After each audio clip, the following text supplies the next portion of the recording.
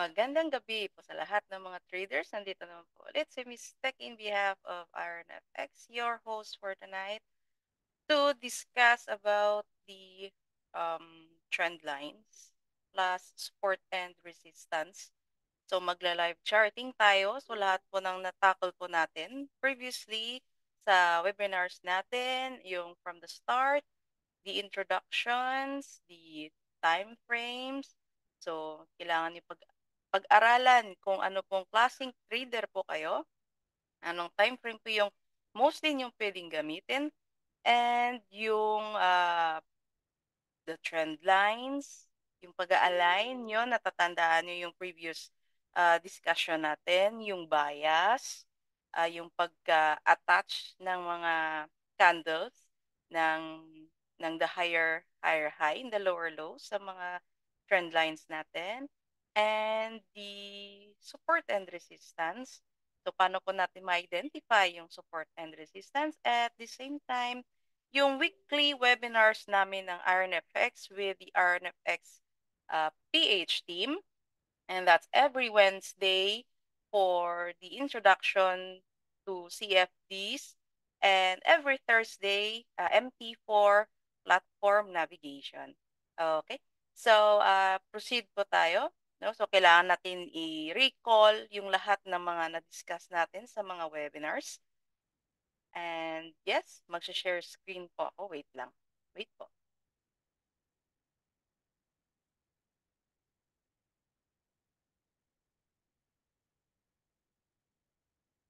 And yes. So, on screen tayo with the trading view chart. This is a live real market. No? Okay. So, yung mga beginners talaga, dahan-dahan po tayo sa pag-aaral ng forex trading. Hindi naman kasi panandalian yung pag-aaral natin sa forex trading. Wait po. Sorry, ni-mute ko lang po yung phone. And wag po tayo magmadali sa pagti-trading kasi pupunta din tayo diyan. Marami pa po tayong pwedeng pagdaanan pagdating po sa pag-aaral, pagna-nourish ng mga lessons na binigay ko through these live sessions. And please take note na lagi po tayong magba-backtest, and kung naka-watch po kayo ng webinar ko with the introduction, sana po mag-demo account po muna tayo for the familiarization. Okay? So, with this chart, magla-live trading tayo. So, with using trend lines and support and resistance. Okay? So, support and resistance and trend lines and time frames, i-apply natin. So, we are using US30 currency pair. So, nasa anong time frame tayo? Nasa day time frame, 1 day time frame dito. No?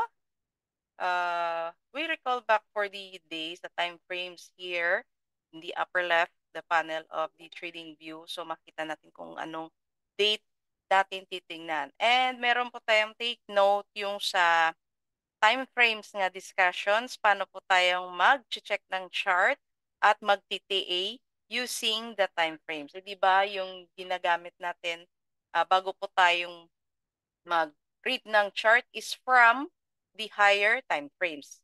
Okay? Okay. So, ang ginagamit natin before po tayo mag-charting using the previous discussions natin for the trend lines and support and resistance. Okay. Yung trend lines, ano nga ulit yung trend lines? Sila po yung strategy, yung tawag din. Strategy yung trend lines na nagbibigay ng market bias. Okay? Nang dahil sa trend lines na yan, sila po yung magbibigay way at kung saan po na po patungo yung market by using the trend lines. And with the support and resistance, yan naman po yung pagka-attach-attach. So, i-mix natin yung dalawang strategy. Imagine, dalawang strategy yung pwede nyong uh, matutunan for tonight. Okay? So,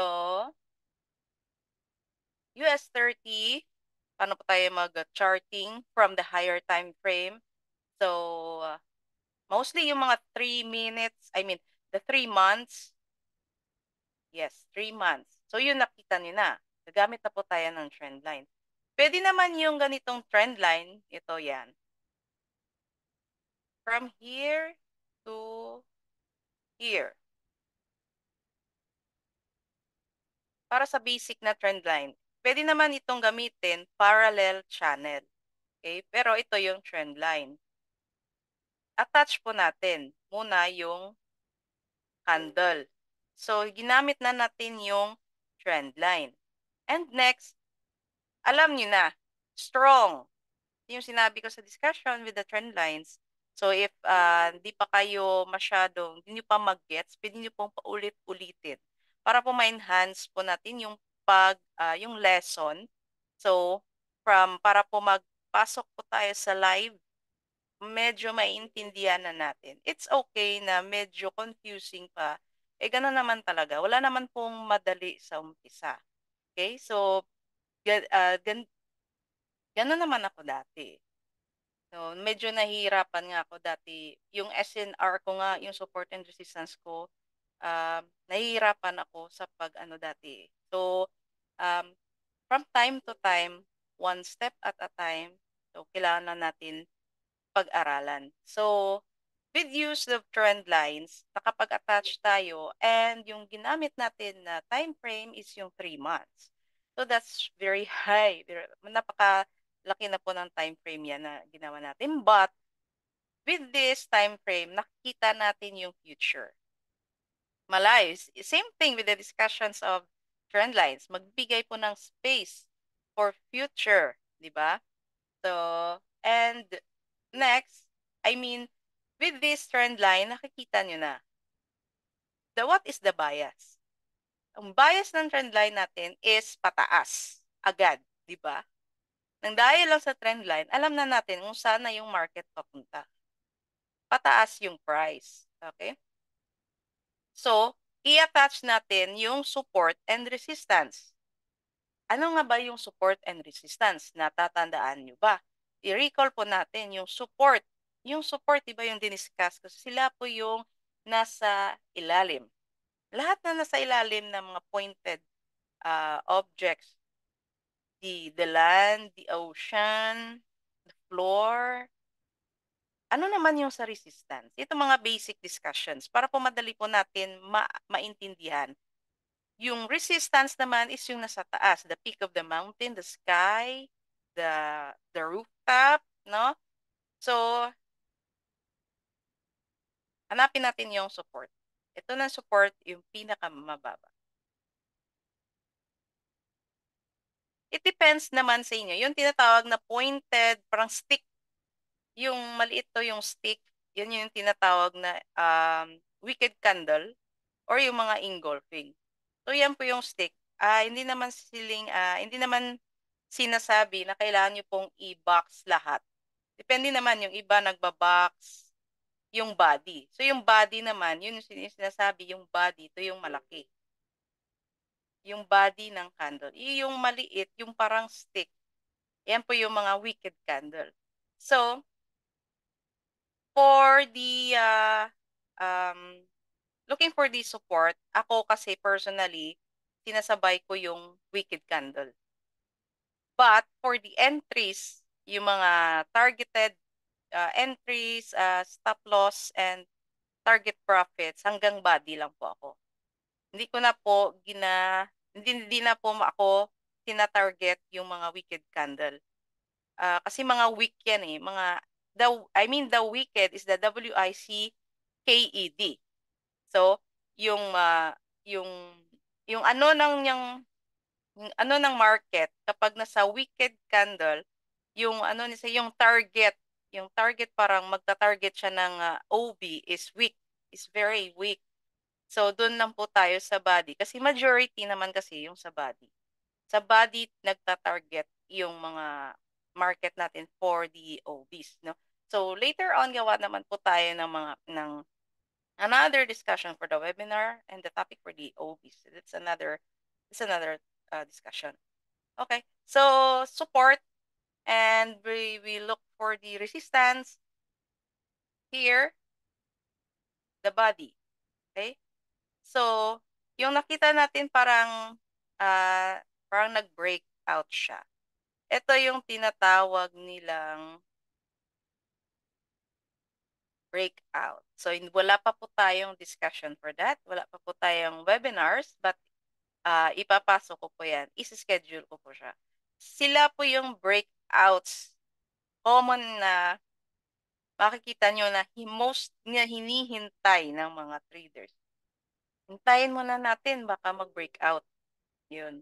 Kasi sa breakouts po yung nakikita yung mga high probability confirmations, no? Pag nag-breakout siya, tsaka merong confirmation na nakita for the discussion, for the next discussion about the breakouts, yan na po yung possible entries. Ayun. Okay? So for now, nakita na po natin yung resistance and with the support. So, hanap ulit tayo ng yung mga resistance and support. Resistance is yung higher high, tsaka yung support is the lower low. So, hanap tayo yung ganitong, ano naman po yung tawag dito?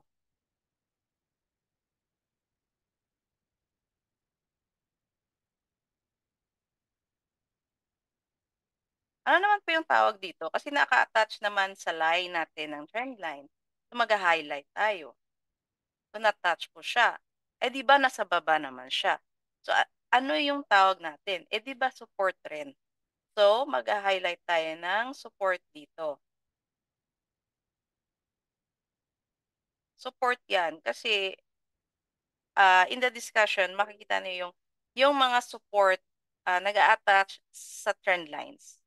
Isa po yan ang way of confirmation na mag-proceed po sa buying once yung support, nasa discussion ko yan sa trend lines, once yung support na attach sa trend lines, we can proceed to buying. No? Ito, marami din discussions over. We are talking already the confluence. Magko-confluence na tayo. Ibig sabihin ng confluence, the trend line and the support and resistance sa isang chart, makikita natin. Here, number one, you have to take note. Number one, edi trend lines tayo. Na-attach yung line. Hinighlight natin. This is support. Yung nakita natin dito is already the resistance. Bakit resistance? Eh, hindi naman siya mas mataas. Nasa taas po siya, ito. Lahat ng nasa taas ay resistance.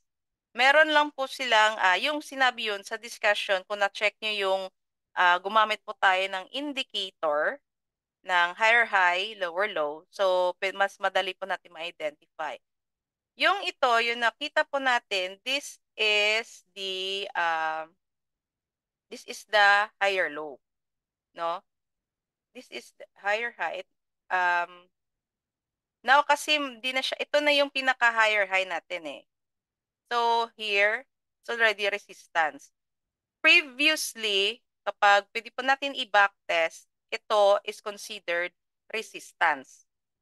Yung discuss ko lately, yung discuss ko sa SNR, sa support and resistance, when the resistance hit the support is buying.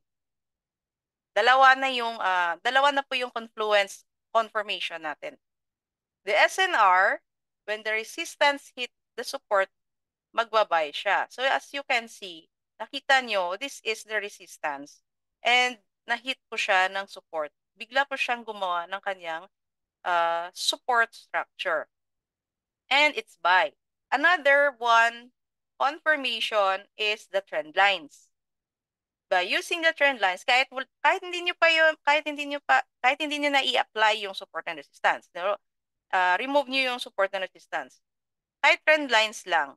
Yung trend lines, once mag-attach po yung line natin, yung line natin sa candle ng support, possible, pwede siyang mag-buy.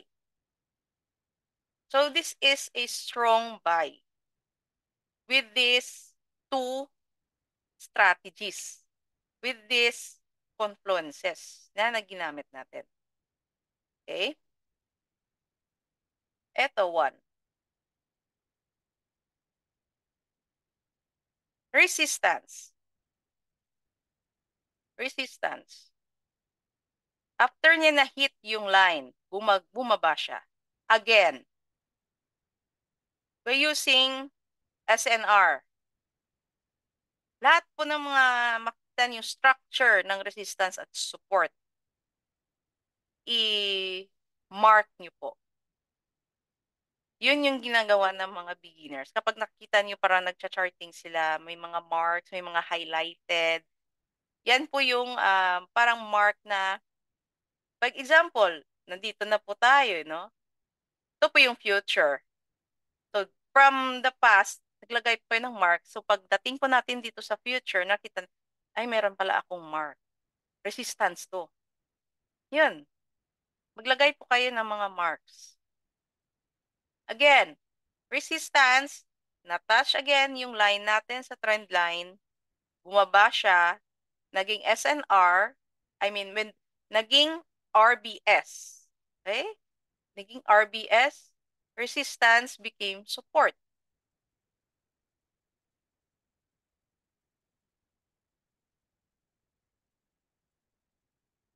Resistance became support. So, nakita niyo yung lines. Nakita niyo yung highlighted. Resistance, support, up. Resistance, support, up. So, what do you think yung mangyayari after this? We are using 3 months time frames. Of course, matagal to yung movement ng isang candle. Almost 3 months. Okay? What do you think? Possible magbabounce sa ating trend line. Bounce down. It's possible. Again, bounce. Bakit? Ano yung nakikita natin? Ano yung possible na nakita niyo isang confirmation? Bakit po yan ginuhit yung arrow at mag-proceed po siya to buying? Same pa rin, isang validation.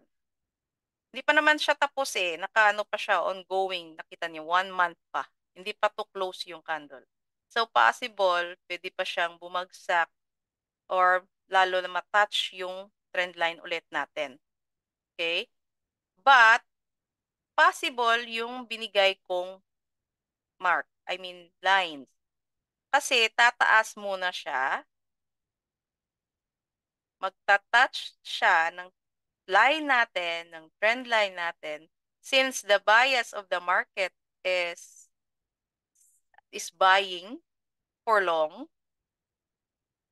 So, I assume na tataas siya, ma-reach yung trend line natin.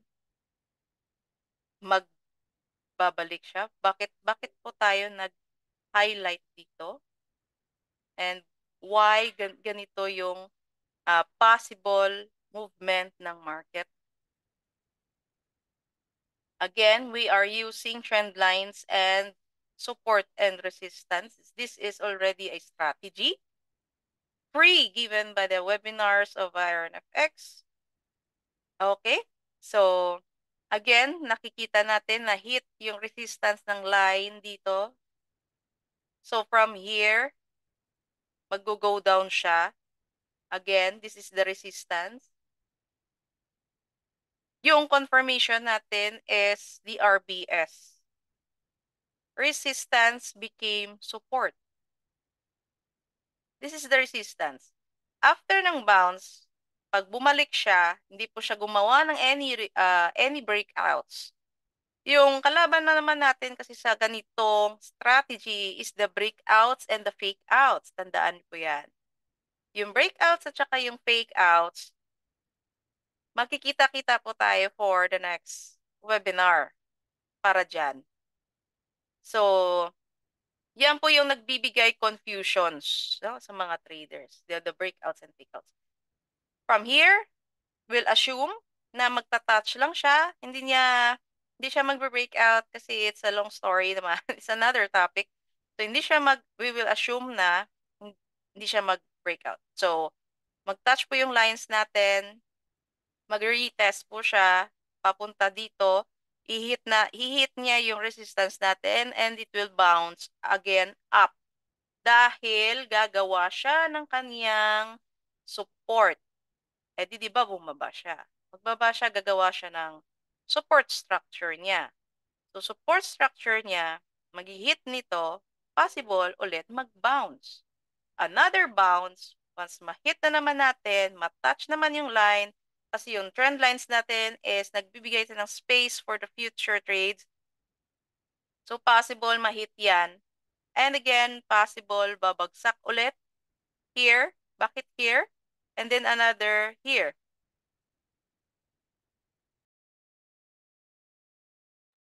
So bakit ginawa kong ganito? I mean, assuming lang tayo, it's based sa given trend line bias. Here, kahit hindi pa siya, kahit wala pa yung mga candles. Siyempre, magbabound siya, matatouch yung line natin. Gagawa naman siya ng resistance structure niya. After here, magbabounce. Hit naman yung resistance structure niya. Lahat kasi ng mga resistance support, kailangan yung i-mark. Okay? So, pagbaba niya, again, is the RBS. Way long. Lahat po ng maglulong, yung ginagamit sa SNR is the RBS, resistance became support. Okay? Ito po yung dive trading natin sa pag-analyze using the trend lines and the support and resistance. So, hanap ulit tayo. We will move to the lower time frame, which is the 1 hour.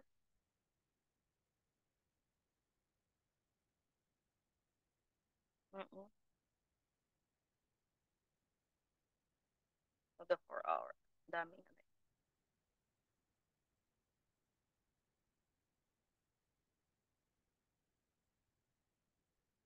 So, ano yung nakita natin sa part ng trend line? Yung trend line, makita natin,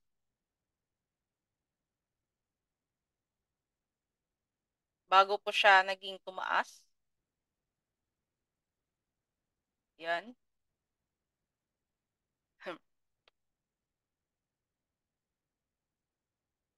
So, before po siya tumaas, nasa discussion ko yan, sa trend lines, meron tayong nakikitang, anong tawag dito? Or ito yung ha-highlight.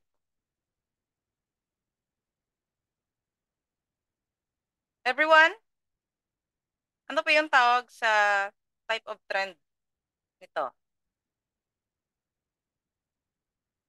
Na kapag may natutunan naman kayo sa mga previous natin na webinar, same pieces, same attendees, pwede po natin yan i-chat. Ano kaya yung tawag sa ganitong type ng trend?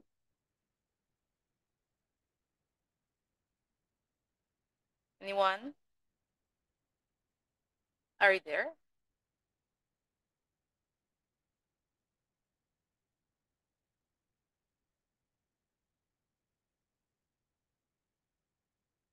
Ano type of trend po ito? Okay. Kasi alam natin kanina, ito is uptrend eh. Yung sa discussion ko sa previous ko na webinar, tatlo yun. Yung discuss ko kanina is the uptrend.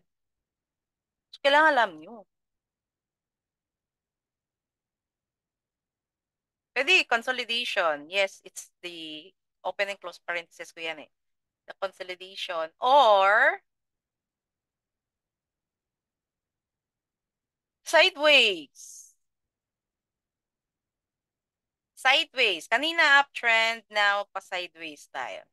And meron akong tip doon, uh, during the stage of sideways or the consolidation diyan nagpapahinga yung mga traders. Kasi pangit yung ganong market. Pangit. But if expert ka na talaga, pwede mong hintayin na mag-touch using the trend lines. Yung mag-touch yung mga candles. Like nito. From support, nakita nyo, hindi naman siya talaga nag-touch. No? Pero bumagsak siya. And then, tumaas. Bumagsak. Hindi na naman na-hit yung pinakamababa mong support.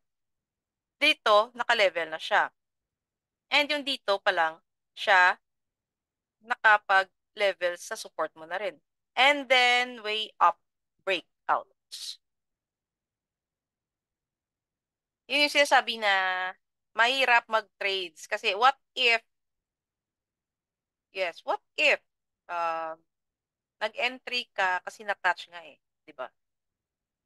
Yung sa discussion, sa explanation natin ng trend lines, mas matouch po yung candle natin sa mga lines natin, it's a one way of confirmation. So, what if um, nag-sell tayo? Assume na na-touch ni resistance yung line natin. And stop loss. Nag-target po kayo dito sa line. Kasi gusto mong i-touch eh. Magta-touch. So, assuming na hindi ka nakatutok sa market. Assume na iniwan mo lang, nag-set ka lang ng TP and SL, hindi ka nakatutok. So, sayang yung running profit mo sana hanggang dito. Kasi hindi na-hit eh. Hindi na-hit yung TP mo. Eto maas. Eto, na-hit yung SL mo. Yan yung isang possible. Bakit hindi po tayo pwedeng mag-trade during the consolidation stage ng market or ng sideways. Yan yung mangyayari. Yan yung possible. Unless, o kahit taasan nyo pa yung stop loss nyo, ay paano kung hindi talaga niya matarget yung sa baba?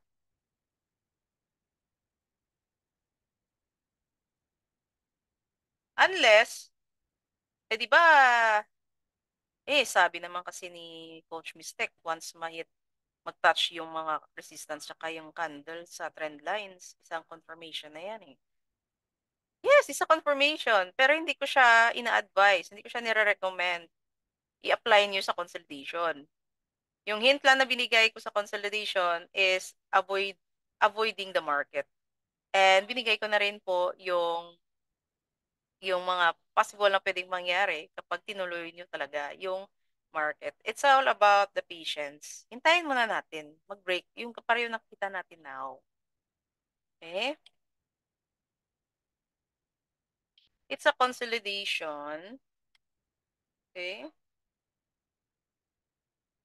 Sideways. So, maghintay tayo. After ng sideways, meron naman tayong makikita after ng breakout. Ito, nag-break siya. Nag-retest na siya. Nag-breakout and then nag-retest tsaka pataas.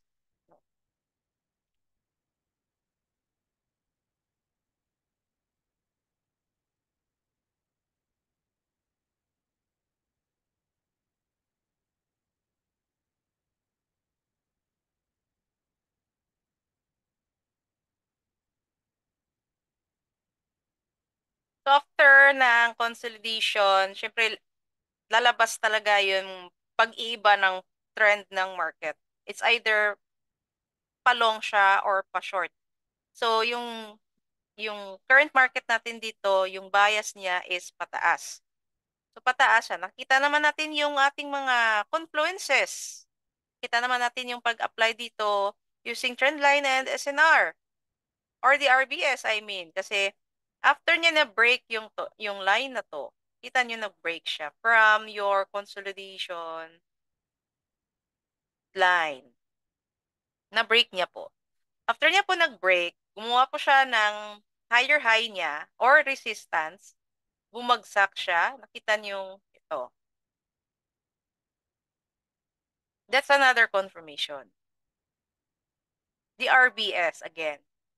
Yung resistance, nag-break siya sa resistance, gumawa siya ng support na structure niya, and then lumipad.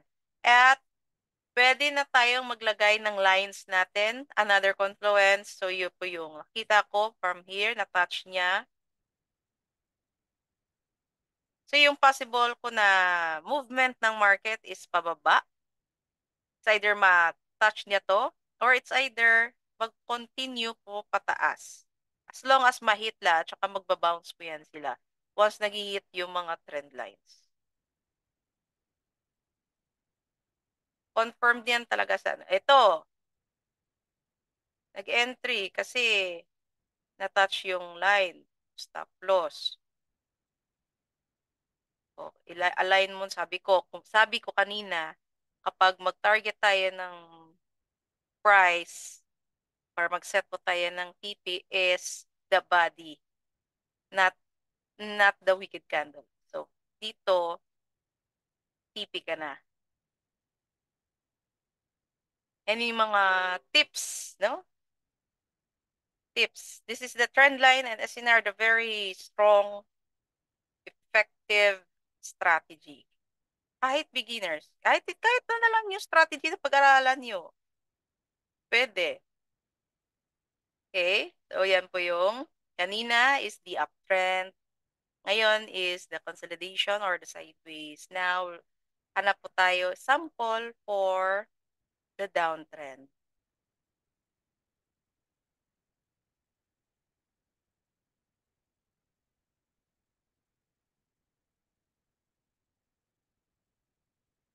Yung strong bias ng downside, yung hanapin natin. Bago po siya nag-proceed ng kanyang breakouts.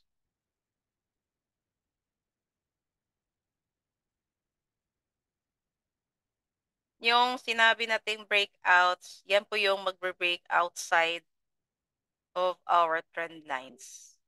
Breakouts. Then up. And bagong kabanata. This is the new chapter. Ito yung chapter 1 ni Trendline. Ito na yung chapter 2 ni Trendline. As you can see, iba. Once mag-breakout, may mga trend lines, trend lines na tayong insights for the markets. Strong talaga yung mga trend lines. Yeah, I mean, strong talaga yung mga breakouts na yan. Anong time frame ang gamit coach for every trade? Um, I'm an intraday trader. Okay? So, yung ginagamit ko, mag-look ng charting things first is the day time frame, yung D. Kasi once nga technical analysis po tayo, gamit po tayo from the higher time frame. And then, hahanap ako ng mga confirmations ko sa 4 hour and 1 hour. Yung entry ko is 15 minutes, but usually, lately, yung ginagamit ko naman talaga is 4 hour and 15 minutes lang. Baka hindi naman daytime frame yung ginagamit ko eh.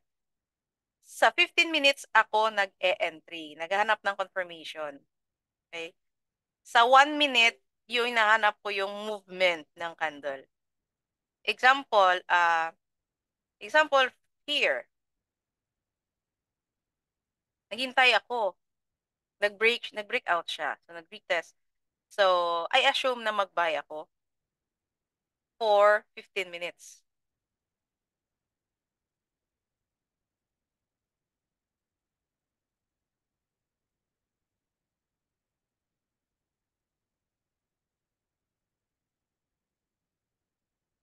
15 minutes ako nag-e-entry. So, 15 minutes, yan. Makita mo yung confirmation dyan na ito na part. Kasi yung line na breakout. Yung sa 1 minute, tinitingnan ko yung strong movement ng 1 minute candle. If palong siya. Makakita niyo yan if palong siya, strong green movement ng candle yung makikita mo.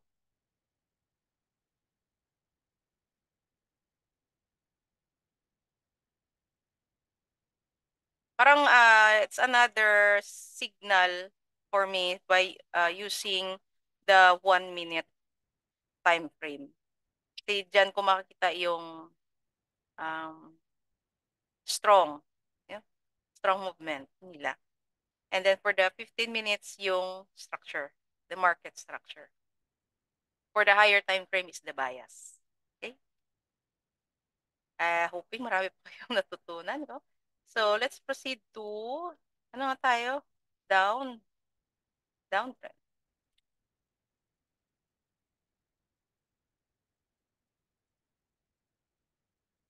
Ayan, so nag-align po tayo ng downtrend.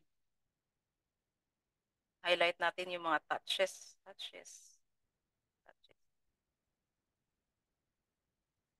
And yung sa discussion ko, 3 to 4 touches ng support natin sa lines, strong confirmation. Majority, mostly. So take note nyo yan. So once ma-hit yung ika-third na touch and fourth, strong na po yan na pwede nyo pong ipasukin na entry. So kita natin using the downtrend line.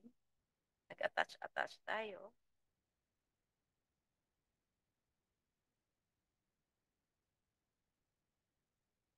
And may nakita tayong confluence using the SNR. Mag-SNR tayo. Ito po yung resistance. And ito po yung mga support natin.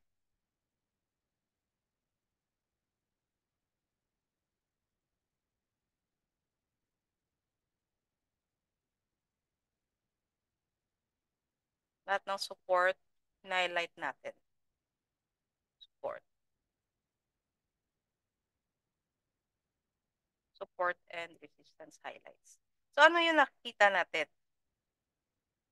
It's the SBR. Support became resistance.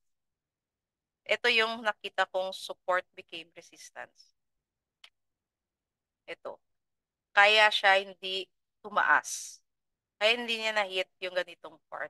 Biglang nag-space. Para po sana, yung space na to binigay niya para dito. Para dito sa ika-apat na touch ng support. Sa ika-apat na touch, nag-strong siya. Binigay niya yung space para mag-touch niya yung line at mag-break out. Okay? Support, resistance. Support became resistance, SBR.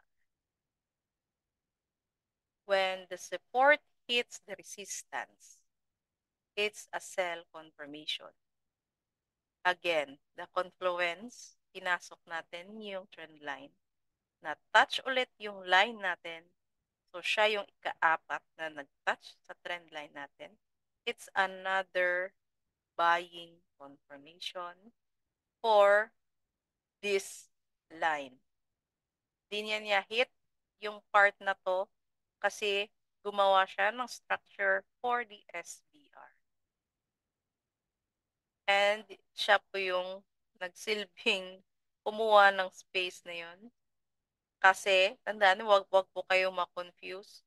Kaya ako po dinadahan-dahan na explanation. Kasi yung market na-touch yung trend line natin, trend line strategy.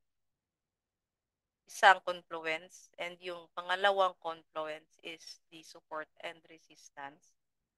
Ito yung confluence na nangyari, the SBR. And then, bumagsak siya. Na-touch yung line natin, the trend line. Yung ika-apat, magbabay. After ng buy, na-hit niya, na-target niya yung trend line ulit natin, na-touch siya. After the fourth times from the support na na-hit yung line, okay? Take notes ha, no? So, after ng, up, hanggang fourth lang talaga yan eh. Diyan po nangyayari yung mga breakout sa ikatlong, ikaapat na touches ng trend lines. Dami nyo ng hint ha. Dami nyo ng hint. So, sana kapag mag-trades po tayo, okay naman yung mga indicators eh. Ito yung tinatawag lang natin na malinis na charting. Trend line and support and resistance, pwede na. If you want to learn other strategies, keep learning. Okay? Keep learning. Hindi ko naman sinasabi na hindi kayo maggamit ng ibang strategy. I mean, this is a one way of the most basic and the most easiest strategy for the newbies. And for the newbies talaga. Yung mga indicators na yan is given lang na as guide. May mga indicators naman. At so far, okay naman kung kailangan nyo silang, parang sila po yung signal nyo or sila po yung confirmations nyo. Pwede naman. It helps, no? Nakatulong naman yung mga indicators na yun. Okay? So again, I am now discussing the last type of trend line. Yan po yung downtrend. The three types of trends, the uptrend, the consolidation, and the downtrend, plus the support and resistance. So, sinama-sama nating dalawang yan with this live charting. Okay? Anong time frame? Ay, sorry. Oh, done na pala. Okay, yes. It's your time to ask questions.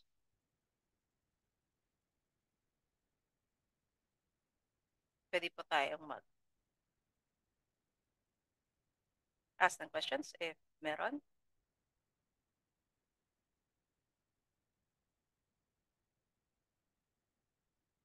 And, ano ngayon? February 2. And see you again. So, on my next webinar, that's February 10. Again, live charting ulit para po ma-enhance ulit-ulit po yung trading natin sa pagpa-practice, no? Para next sessions, pwede nyo nang pasukin yung live. Pagpa-practice pa rin po tayo. Kailangan nyo lang po mag-attend sa mga webinars namin about the risk management and the introduction. Paulit-ulit. Kaya po kami merong webinars for every Wednesday and Thursday para po sa pag-early call na ma-memorize nyo at ma-apply nyo na rin sa live trading nyo. Okay, any questions? Wala naman kayong questions. Napaka-expert nyo naman. Pwede ba kayo mag-question? Chat nyo lang po.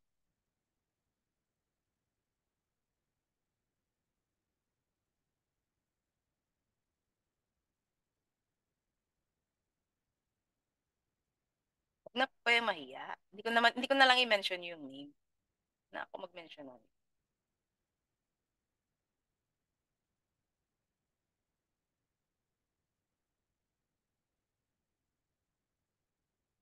I guess walang questions. So again, see you on the next session. See you on the next webinar. And don't forget to join, register in RNFX. Sali po kayo mag-access po kayo ng VIP room ni RNFX. Since na magde-deposit na naman po kayo, mag-avail naman po tayo ng ano po yung mga advantages ni RNFX. And always, kapag meron po kaming bagong mga webinars, please register on the link given para po sendan po kayo ng updated Zoom link sa email address nyo. Kasi by registered po yung makaka-attend eh. Kailangan po yung mag-register newly users or the existing users ay pwede. Okay, so, and meron po kaming copy trading, no? Sa gustong mag-request ng mga list, marami po akong list na pwede niyo pong kopyahin. Minimum of 100 USD. Mga low risk at saka gumagamit po ng mga EA at meron din mga manual traders. So gusto niyo pong mag-PM sa akin, PM niyo lang po ako sa messenger ko po, and that's search na lang po ko, Mistech Trader, or sa Telegram, that's Mistech X at Mistech X na po yung username ko sa Telegram. Okay, so see you again on the next sessions, everyone. Goodbye.